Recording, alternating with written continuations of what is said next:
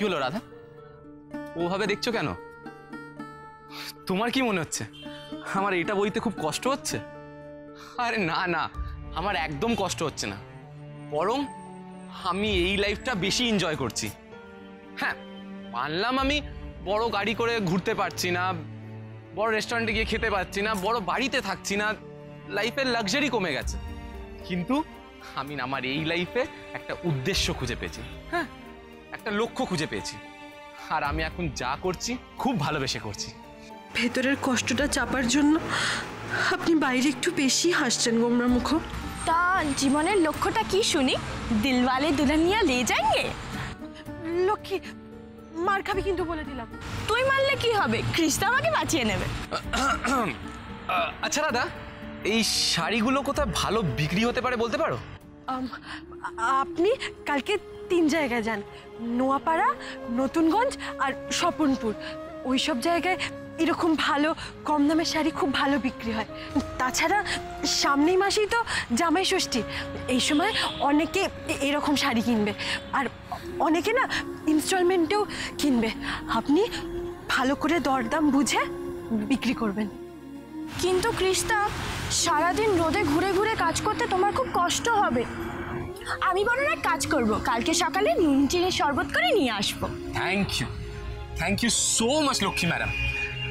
তাহলে কাল আমি ভোরবেলা শাড়ি নিয়ে বিক্রি করতে বেরিয়ে পড়বো।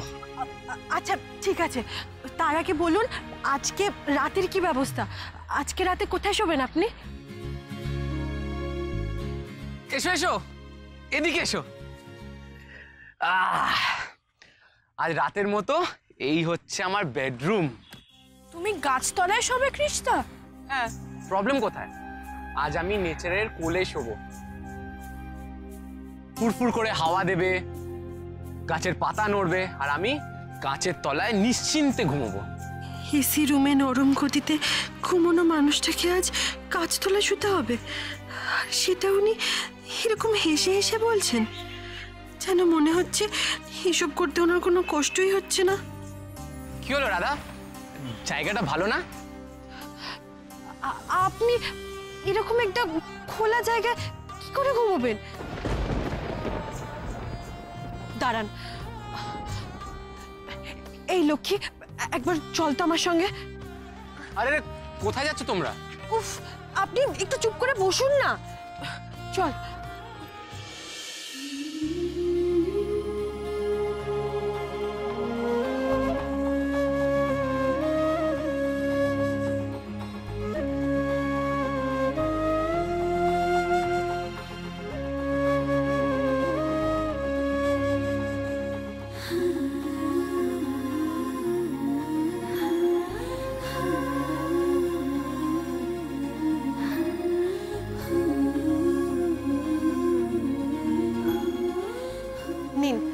এই প্রকৃতির কোলে আপনার বেডরুমটা একটু সাজিয়ে দিলাম, ঘুমিয়ে পড়ুন, আর কাল ভোরে আমি আবার আসবো।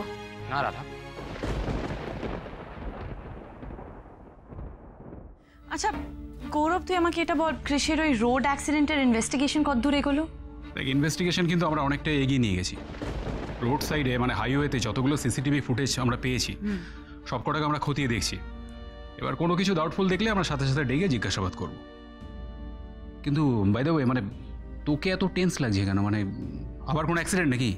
হ্যাঁ, না মানে রাধা, কৃষির ওয়াইফ, তাকে কেউ বিষ খাইয়ে মারার চেষ্টা করেছে। হোয়াট?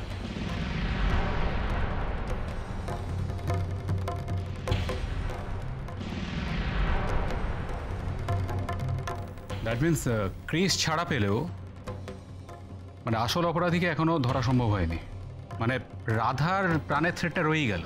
এক্স্যাক্টলি গৌরব, তাই তো আমি চাই যে তুই তাড়াতাড়ি এই লোকটাকে আইডেন্টিফাই করে অ্যারেস্ট করে লকআপে ঢুকিয়ে দে।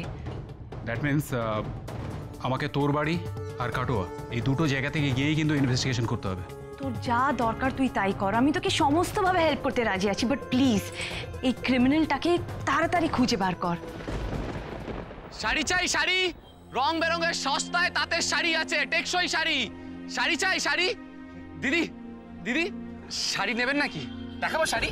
শাড়ি চাই, শাড়ি, ভালো তাঁতের শাড়ি।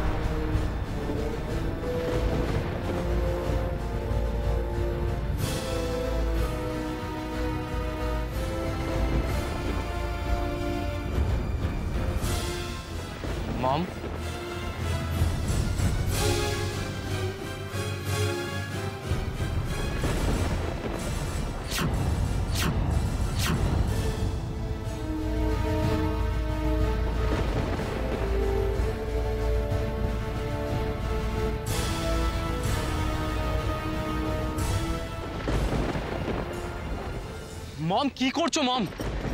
মম, শোভা ব্যানার্জির ছেলে ক্রিশ ব্যানার্জি এই গাট্টি তোলে কাটওয়ায় রাস্তায় ঘুরে ঘুরে কাপড় বিক্রি করছে। তোমাকে দেখে আমার নিজের কালে দুটো চড় মারতে ইচ্ছে করছে। ক্রিশ, আমার এতদিনের শিক্ষা দীক্ষা কি করছো তুমি? What are you doing? মম, আমি তোমার আর একটা কথা শুনতে চাই না। তুমি আমার সঙ্গে কলকাতা যাবে এক্ষুনি, চলো। না মম, আমি এখন কলকাতায় ফিরতে পারবো না। আমি দুলাল আঙ্কালের দেওয়া শর্ত পূরণ করে রাধাকে নিয়ে একেবারে কলকাতা ফিরবো। তোমার ফ্যামিলি, তোমার স্ট্যাটাস, তোমার আপব্রিঙ্গিং, তুমি সব ভুলে গেছো। What's wrong with you? আমি কিচ্ছু ভুলিনি মম। আমার রুট তো তুমি আর ড্যাড। আর ড্যাডও তো এরকম একটা ছোট্ট মফস্বল থেকে নিজের জীবন শুরু করেছে। মাথার ঘাম পায়ে ফেলে আজকে আকাশ ছুঁয়েছে। ড্যাডের এই স্ট্রাগলই তো ড্যাডকে একজন ভালো মানুষ হিসেবে গড়ে তুলেছে। ড্যাড যে লড়াইটা করেছে সেটা যখন আজ আমি করতে চাইছি। না, ড্যাড যে লড়াইটা করেছে তুমি সেটা করবে না। আমি ভাবতে পারছি না তুমি এরকম রিগ্রেসিভ কথা কেন বলছো। লোকেরা জীবনে এগিয়ে যায়, সামনের কথা ভাবে, তুমি পিছিয়ে যাচ্ছ কেন? Why? মম, একজন মানুষ নিজের জীবনে তখনই এগোতে পারে যখন তার শিক্ষার ভিতটা, তার বিশ্বাসের ভিতটা শক্ত হয়। আর আমি সেই ভিতটাই শক্ত করতে চাইছি। তোমার ভিতটা শক্ত করার জন্য তুমি এসবি গার্মেন্টস এর ম্যানেজিং ডিরেক্টর পদটা ছেড়ে দিয়ে কাটওয়ায় রাস্তায় তুমি ভেরিমালা হয়ে ঘুরে বেড়াচ্ছ। This is ridiculous, Krish. This is ridiculous, absolutely. Mom, SB গার্মেন্টসের ম্যানেজিং ডিরেক্টরের পোস্টটা তো আমি আর্ন করিনি। কোনো রকম কোনো যোগ্যতার পরীক্ষা দিয়ে আমি অ্যাচিভও করিনি মম। আমি তো সেই পোস্টটা এমনি এমনি পেয়ে গেছি। বাট এবার আমি নিজের কিছু আর্ন করতে চাই। আমি দেখে নিতে চাই যে এসবি গার্মেন্টসের ম্যানেজিং ডিরেক্টরের পোস্টের জন্য আমি এলিজিবল কিনা। দুলাল বেরার রাধারানী কিভাবে তোমাকে ব্রেন ওয়াশ করেছে, লিটারালি তোমাকে ওদের স্ট্যান্ডার্ডের নামিয়ে এনেছে। নো মম, নো, আমাকে কেউ ব্রেন ওয়াশ করেনি। রাদার ওরা তো আমার চোখ খুলে দিয়েছে। অনেস্টি এবং হার্ডওয়ার্ক থেকে কাজ করলে যে কোনো ছোটো কাজই জীবনে বড় হওয়ার রাস্তা খুলে দেয়। আর আমি সেভাবেই বড় হতে চাই মম। ইউনো মম, তোমাকে যদি কিছু বলতে হয় তাহলে আমাকে ইন্সপায়ার করো। আর প্লিজ অন্য কিছু বলো না। তুমি জানো মম, লাস্ট 2 দিন আমি নিজের রোজগারের টাকায় একদিন মুড়ি ঘুগনি আর একদিন আলুর দম আর পাউরুটি খেয়েছি। হ্যাঁ মানলাম খেতে খুব একটা ভালো ছিল না, কিন্তু এই নিজের রোজগার করা টাকায় খাওয়াতে না মম আমাকে একটা অদ্ভুত শান্তি দিয়েছে, একটা অদ্ভুত স্যাটিসফ্যাকশন দিয়েছে। আমি এই শান্তি, এই স্যাটিসফ্যাকশন, এই আনন্দ নিয়েই কাটাতে চাই মম। ড্যাড যে রিলে রেসটা স্টার্ট করেছে তার ব্যাটে নামিয়ে ধরবো।